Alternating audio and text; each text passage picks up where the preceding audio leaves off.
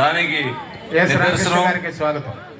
వందనాదేవి గారికి మరి జిల్లా గ్రంథాలయ సంస్థ చైర్మన్గా రావటం అనేది మనందరం కూడా చూస్తూ ఉన్నాం.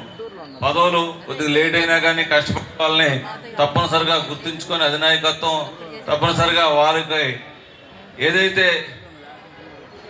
అంతకుముందు పార్టీలో కష్టపడి ఎవరైతే పని చేశారో వాళ్ళందరూ కూడా కొద్దిగా లేట్ అయినా కానీ అందరికి పదవులు వస్తాయి. వందనాదేవి గారు మరి మనం ప్రతిపక్షంలో ఉన్నప్పుడు అనేక కార్యక్రమాలు అనేక సార్లు ధర్నాలకు కానీ ముందుండేవాళ్ళు.